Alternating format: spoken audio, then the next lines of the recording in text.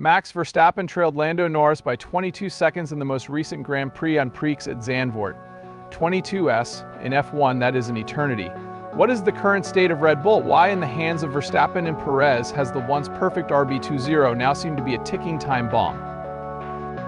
It gets even more intriguing though, so hold on. Red Bull CEO Christian Horner has a rather contentious theory regarding McLaren's performance. He's got his eye on the front wing of the orange car and believes something odd may be happening there. Has McLaren discovered a way around the FIA regulations? Or is Red Bull merely seeking justifications for their terrible play? We will dissect everything in this video. Horner's theories, McLaren's explosive climb, Red Bull's issues, and what the rest of the championship holds. Let's begin by analyzing Red Bull's current situation. It appeared at the start of the season that Max Verstappen and company would continue their unwavering dominance. 7 of the first 10 races were won by the Dutchman, and the performance of the RB20 seemed to be out of this world. However, after that, things altered. Red Bull hasn't secured a single victory in the last 5 races. Yes, 5 races have gone by without a first-place checkered flag. That is quite a shock for a club that was accustomed to winning virtually by default. The worst aspect too, with every race it appears that the performance is deteriorating. We saw something at Zandvoort that many believe to be impossible. In his native race, Verstappen came in 22 seconds behind the victor, Lando Norris. Max expresses his dissatisfaction with the car openly. He led out after the race in the Netherlands. These remarks from a driver with such skill indicate that there is a serious issue with the RB20. But what really is the root of these issues? It appears that the car is fully unbalanced.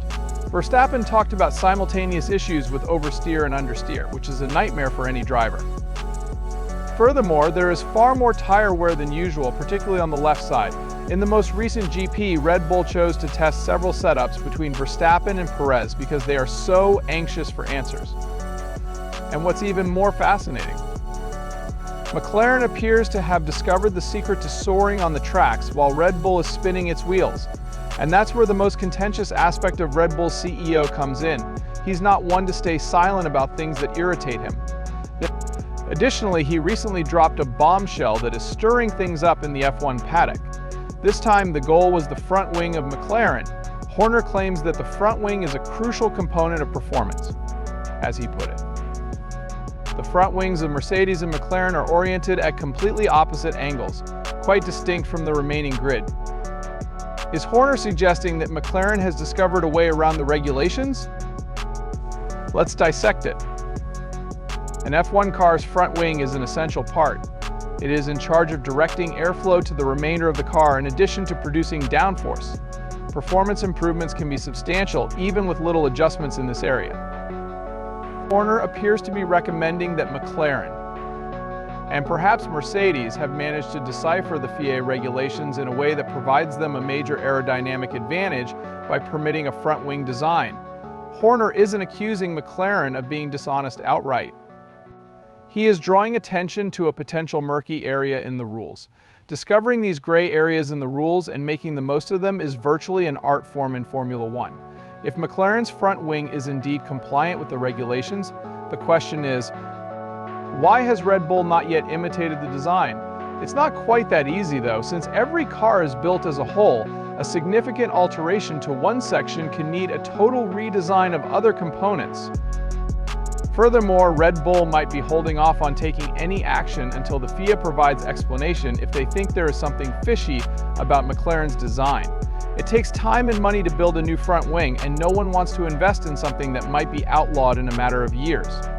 However, as this dispute rages beneath the McLaren is still making an impression on everyone on the track, and now that's what we're going to discuss. Someone would have been branded as insane if they had predicted at the start of the season that McLaren would be the team to beat in the second half of the season. However, that's precisely what we're witnessing. The way McLaren has changed this season has been nothing short of amazing. Although they had a difficult start to the year, they improved the MCL38 with each race, turning it into a real fighting machine. We witnessed the apex of this progression at Zandvoort. In addition to winning the race, Lando Norris also led Verstappen by 22 seconds at the finish. Still, there was more to the victory than met the eye. It has to do with how Norris emerged victorious. McLaren just had an unbelievable pace.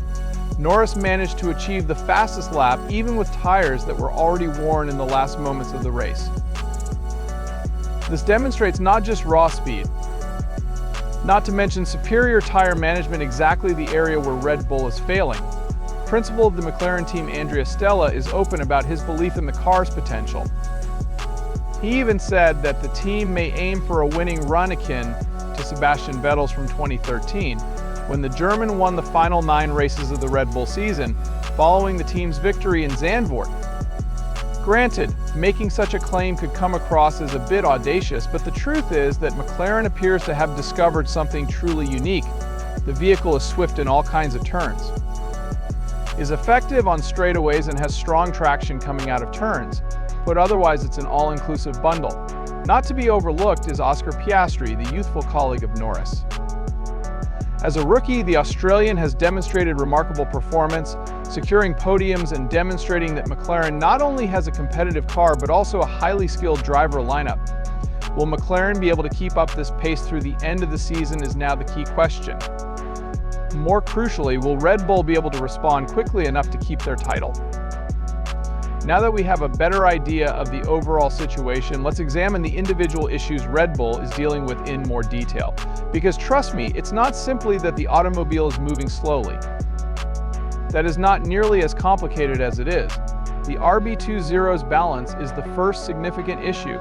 Max Verstappen has frequently expressed his dissatisfaction with the car's lack of proper response. He experiences understeer in a single turn when the vehicle resists turning. In another, when the back wants to come free, it's oversteer.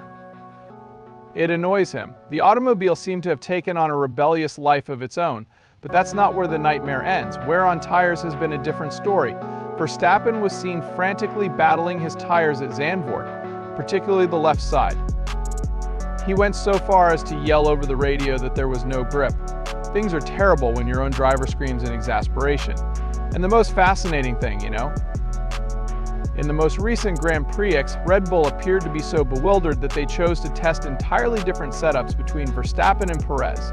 They seemed to be playing the lottery, hoping that by pure luck they would strike the winning combination. Helmut Red Bull's consultant Marco is open about his worries. He acknowledged that in order for the team to be competitive once more, they must discover something. Marco went so far as to say that something is in the works. Will it, however, arrive in time? Since, let's face it, time is of the essence. Remember to subscribe to the channel and give a like if you like this material.